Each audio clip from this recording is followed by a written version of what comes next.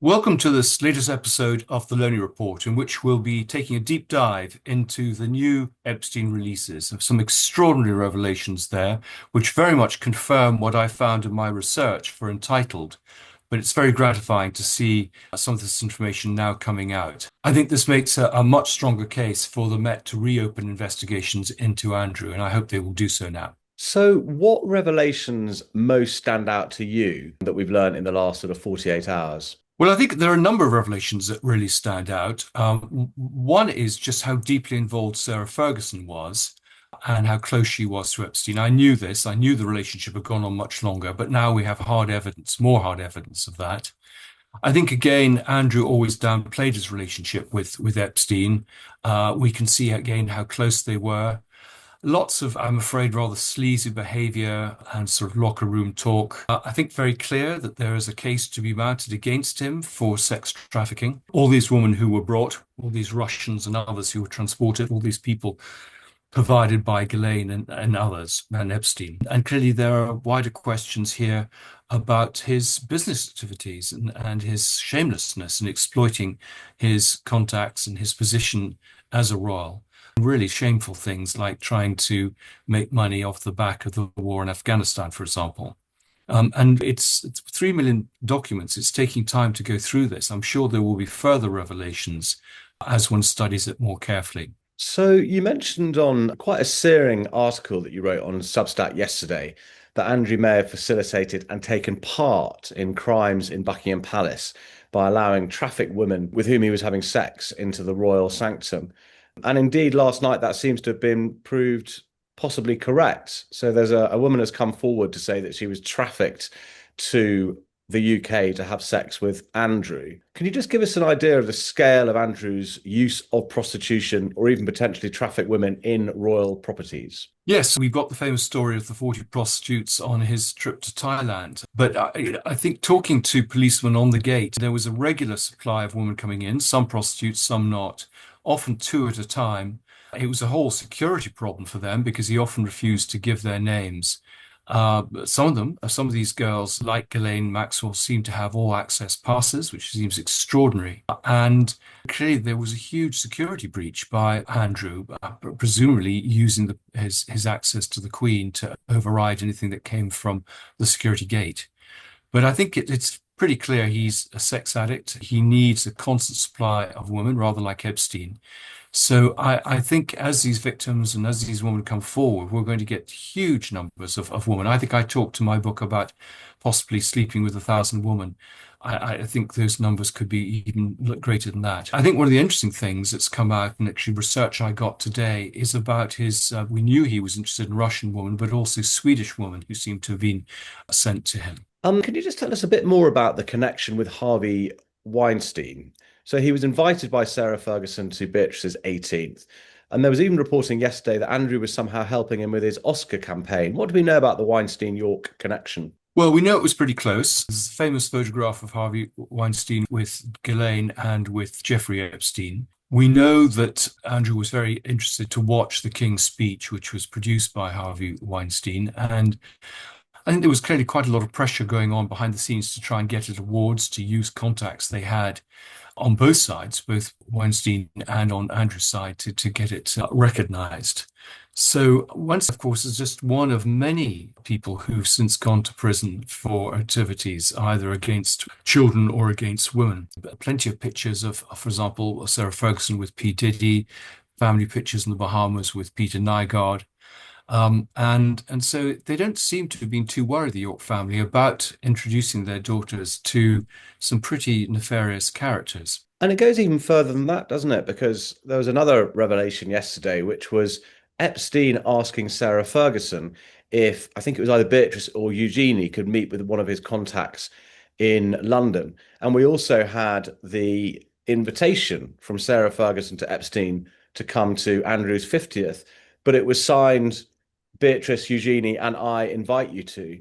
So, can you just elaborate on the extent to which Beatrice and Eugenie were woven into this friendship with Epstein? Yes, I don't think we should read too much into a letter signed by all three of them. I think Sarah would have done that, but clearly they knew The whole family knew Weinstein, the fact that he was there for an 18th birthday party. But the Yorks tended to use their children events for their children, often paid for by the taxpayer in some respect, to entertain some of their business cronies. So, for example, many of these people were at the wedding of Eugenie at St. George's, Windsor, which, though the Yorks paid for the wedding themselves, had huge security costs, which were paid for by the taxpayer. So the dividing line between, I suppose, royal properties and their own properties is kind of sort of vague.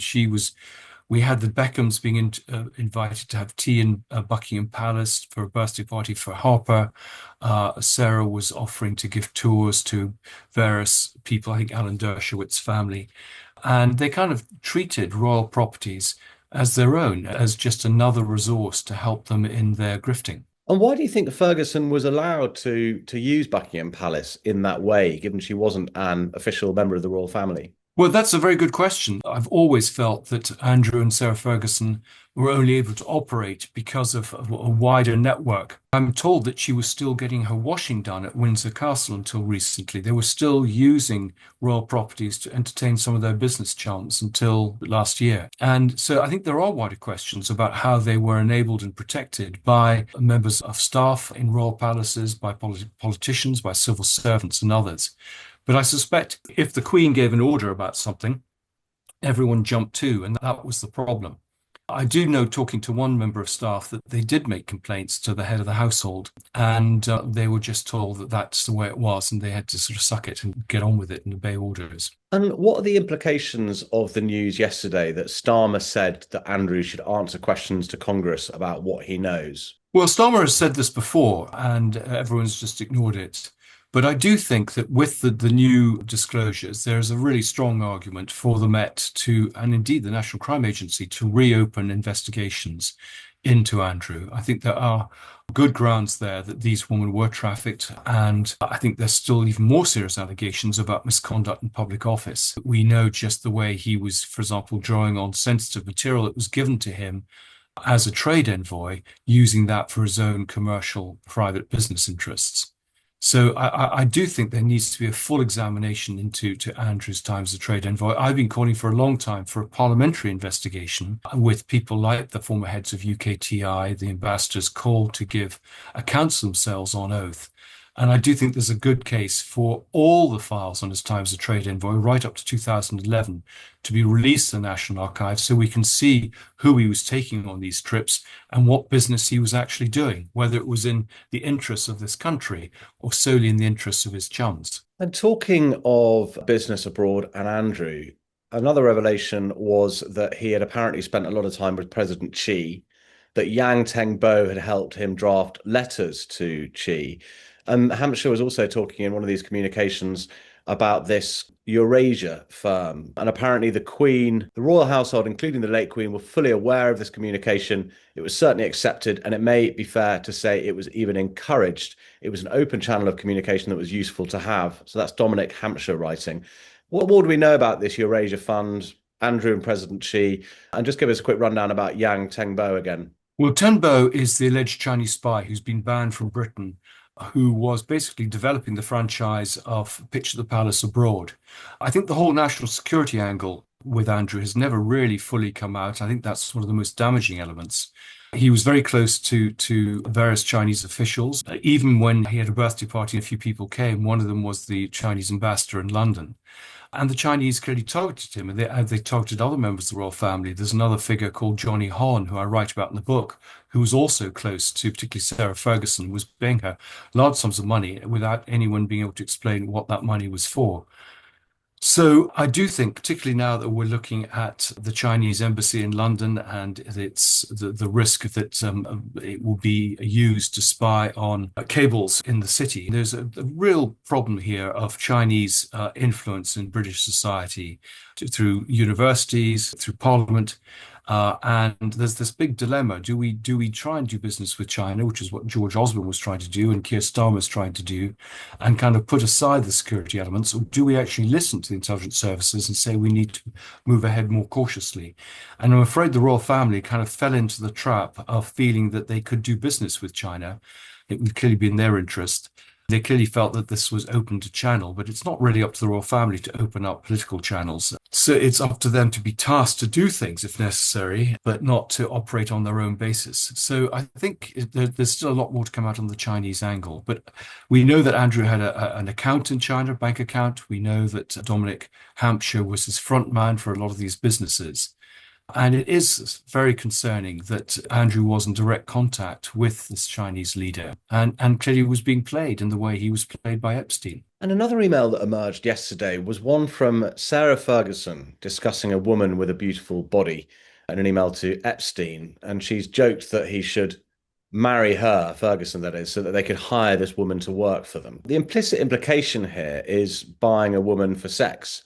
Even though seemingly a joke, it seems to suggest that she was not wholly ignorant of the nature of the man she was dealing with. Yes, I think I keep saying Sarah Ferguson is a witness to what was going on in the Epstein property. She stayed on a regular basis in Palm Beach and in New York. She probably would have seen young girls there. She would have certainly seen the pictures of young girls all over the walls. And she seems to have turned a blind eye to this. This is the time when she was writing children's books and supporting children's charities. And her daughter runs a charity against sex trafficking. So yeah, I'm sure she knows a lot more than she has ever said, and she really needs to be interviewed on this and make herself available for interview. She has a very earthy sense of humor. She's not beyond using her own physical charms, as whatever they are, to promote her interests. She has a tendency to sort of have fantasies about rich, powerful men and throw herself at those men. She did it with Tiger Woods and Kevin Costner and John F. Kennedy. And I've heard she did it to other mentors of hers. So I think there was a certain flirtatious nature with Epstein. I think Epstein saw her as a means into Andrew and then into the royal family. I don't think he was a great fan of Sarah Ferguson. He got very angry when she publicly disowned him. And she then had to sort of recant in public about that, or rather recant to him and say so in public, but actually privately. She clearly got over that and she continued to stay at Epstein Properties until at least 2014. So many people have commented on the potential links between Epstein and Mossad, Epstein and Saudi Arabia, and even this weekend links to a plane used by the CIA. Is the intelligence world connection here one of the reasons that Epstein was protected for so long, do you think? Yes, I think he was protected. Acosta was told that he had something to do with intelligence and to lay off him. I think one of the other reasons was that Epstein had so much compromising material on people that he probably threatened to blackmail them.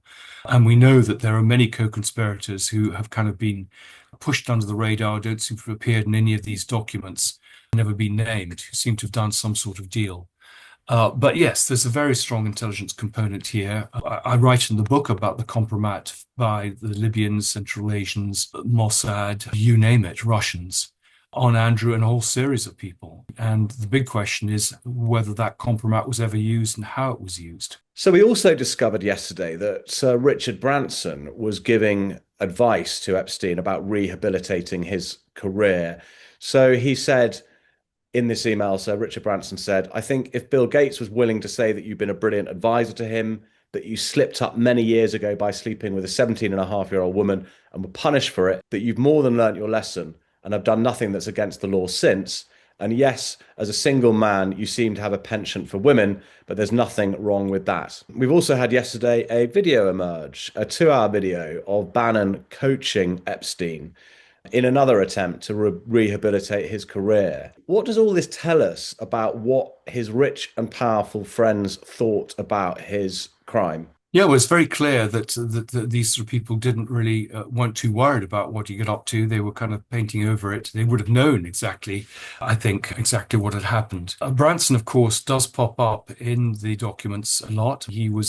Sarah Ransom claimed that she had been forced to sleep with him. She was then denied it after I think he threatened legal action, and then she doubled down on it in a later interview. So Branson is certainly very much part of the story, very close to Sarah Ferguson. She was often staying on Echo Island. Clearly another neighbor in the Caribbean of Epstein. So I think there's going to be new information coming about Branson, who has a reputation as a bit of a flirt and a ladies' man. But it's quite clear that no one in that circle seemed too concerned about Epstein or cut him loose. They saw him as a useful contact and wanted to help him. So a huge amount has also been revealed about Peter Mandelson. So we found out a couple of days ago that his then boyfriend was given $10,000 for an osteopathy course. Yesterday, we found out that Mandelson had received $50,000. And we also had an email from Mandelson confirming to Epstein that he was trying to change British policy so that rich bankers could be taxed less. And Jess Staley was involved in this conversation as well, as suggested by the emails. It almost seems to be a case of cash for access, doesn't it? Yes, well, Mandelson's had a whole series of scandals in his career and been forced to resign twice before he resigned as British ambassador, which is why his appointment seemed so odd. He and Andrew were very close. They were operated together on for the International Society for the Prevention of Cruelty to Children. They were the two witnesses at Lynn Forrester and Evelyn de Rothschild's wedding. Mandelson very much pushed Andrew as a trade envoy and had a lot to do with each other. And Mandelson, now that we know that there was this link with Epstein, close link, it kind of puts a slightly different perspective on all that. But we also, of course, have the story of him buying property, trying to get round tax regulations, buying property in Brazil as well. So Mandelson doesn't come out of this smelling of roses. And again, I suspect there will be more that will emerge as people dig into these documents. Maybe people come forward. So I have to say, it's the usual suspects. Just as Tony Blair also is part of this story. We have Mark Thatcher, who was operating with Andrew in Kazakhstan. There are no surprises that the sort of people who were at this nexus of sort of business and world politics kind of all got drawn into Epstein's circle, all seemed to be operating in a way that they wanted to hide. And you mentioned Blair there. We found out in an email from Epstein that he was apparently very close to Blair. You mentioned before that he's very rich and litigious. Will it be harder for us to find out the truth concerning him and Epstein because of that? Yes, I had a lot of material on Blair in the original manuscript, and that was all taken out by Collins. I think concerns about the legal problems that they might encounter.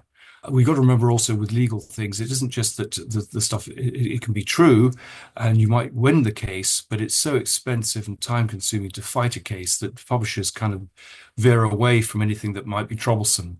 And Blair over the years has been very litigious in a way of, I think, ensuring people don't really go there. So until we get lots and lots of concrete information, I think people are going to be nervous about Blair. But he certainly was very involved in Kazakhstan. I think he acted for the president of Kazakhstan at one point and actually set up the photo opportunity with Andrew and the president. But I think what is emerging is this is a much bigger story than people realized, with many more victims, many more people involved, and we're only really getting the tip of the iceberg. Even if all 3 million pages were released, I think there would still be a lot we didn't know. So you wrote on your Substack yesterday that the Andrew Epstein story will be a stain on Queen Elizabeth II's reign. What do you think history will tell us about King Charles' reaction to all of this? Well, I think it's going to be a stain on his reign too. It's going to be a much shorter reign. It's going to overshadow it. It's clearly something he inherited, but he didn't really deal with.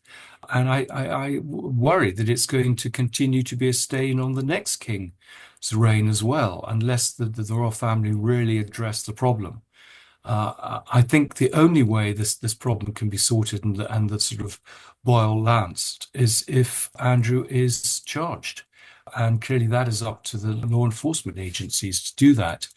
But I think if the royal family signal that they're not going to protect Andrew, he's an ordinary citizen and he's not above the law.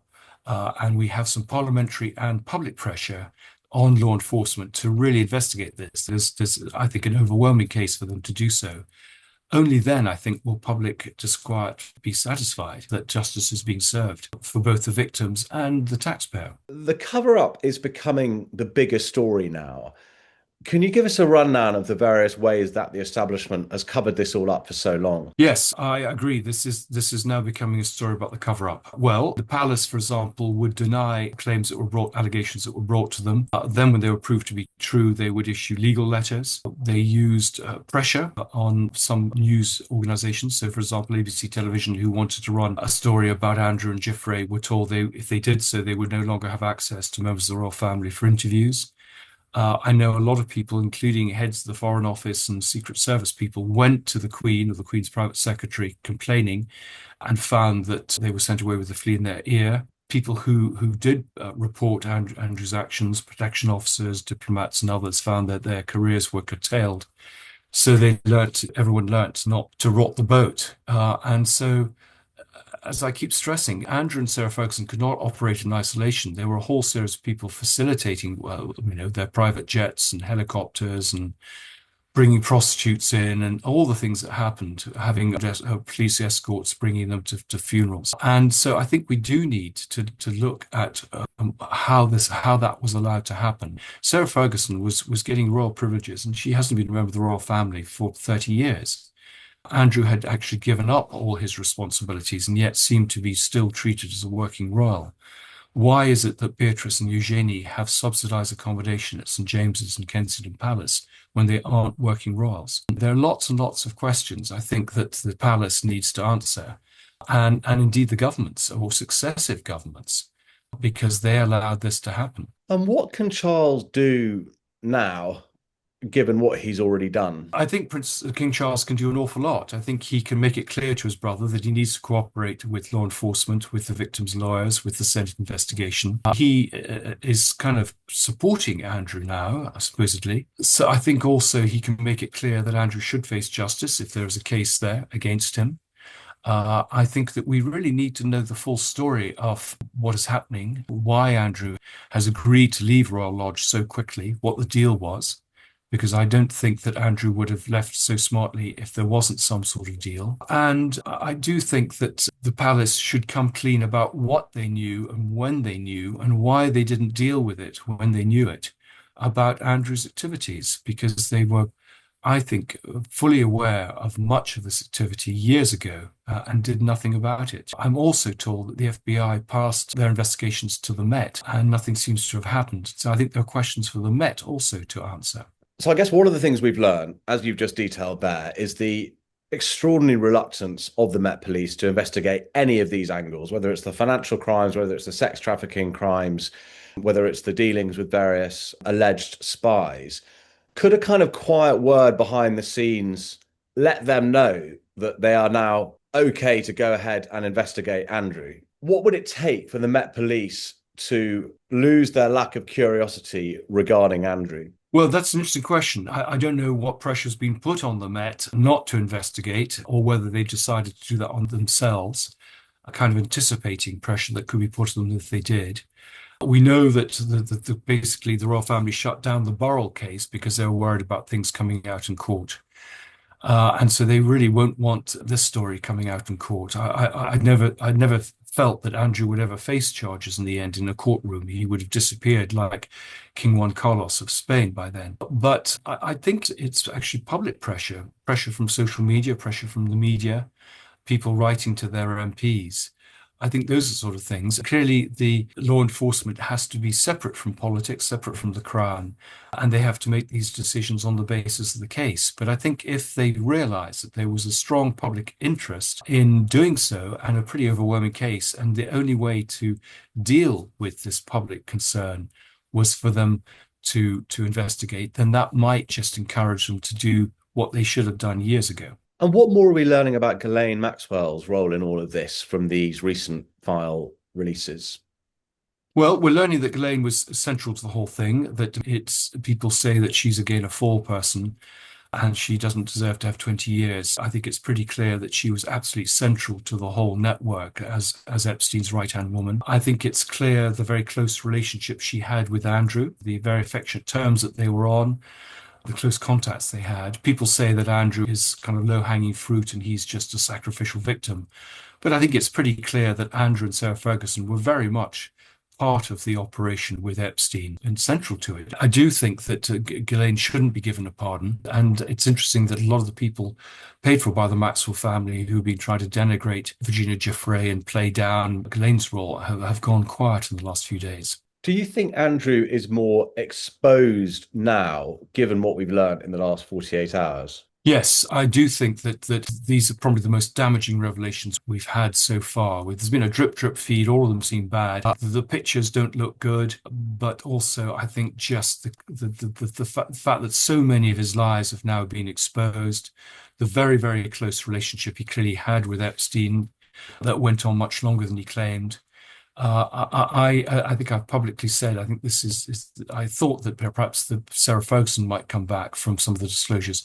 I don't think either of them can come back from this now. They're absolutely finished, and it's difficult to know what they can do with the rest of their lives except hang their heads in shame. The Daily Mail is reporting today the Maxwell KGB connection to Epstein. So one of the things they're saying is that Epstein knew Robert Maxwell in the mid-80s. What do we know about Epstein's connection to Robert Maxwell and the KGB? We know that, in fact, even the Russian intelligence services now were linked into Epstein and Andrew, their various networks, through a whole series of people. And I'm going to write about this in the paperback. But it does take the story back. It confirms actually what I've got from a recent interview that Andrew, Ghislaine, Epstein were operating in the mid-1980s. And so everyone has kind of traced it back to the beginning of the 90s. But it does suggest that Epstein and Robert Maxwell were operating together, which would explain how Epstein met Ghislaine. And I understand that Ghislaine and Andrew have been friends since the 1980s too, early 1980s. So that would explain how Andrew got drawn into the network. But it's still a little obscure, the whole thing. Craig Unger and other people, Christopher Steele, have written about some of these connections. But by its very nature, people hide these associations, very difficult to prove unless people come forward. There are a couple of people, Ari Benshi, I think, has gone on the record talking about this. But there are still huge gaps in the puzzle that we need to fill. And of course, there's a Putin connection here too. I interviewed Michael Wolff recently. We spoke about the fact that Epstein had claimed to have met Putin. And actually, it's being reported yesterday that he met Putin quite often, certainly more than once. So that suggests that this Russia-Epstein connection was carried right through from the KGB to the FSB up to Putin as president. And of course, Putin was in charge of the FSB, I think, in the 90s, wasn't he? Yes, absolutely. Yeah. So the connections, Trump, Epstein, and Putin are now becoming much clearer. But yeah, this is why I think it is a national security issue. And I know that Andrew was compromised in Russia. Russian intelligence has a lot of material on Andrew. We understand that some of the FBI material that was picked up on the raids in Palm Beach found its way into the hands of the Russian intelligence services through a Palm Beach cop called Mark Dugan. And so there is compromising material out there, and I'm just amazed it hasn't been used. So whether the Russians have been able somehow to blackmail Andrew or threatened him, and he's done what they wanted, or they've just decided to sit in this material because they're playing a longer game, I just don't know. But it is deeply concerning that two of Britain's most important adversaries, China and Russia, seem to have compromising material on a member of the royal family, and who seems to have been in effect contact with them through various cutouts.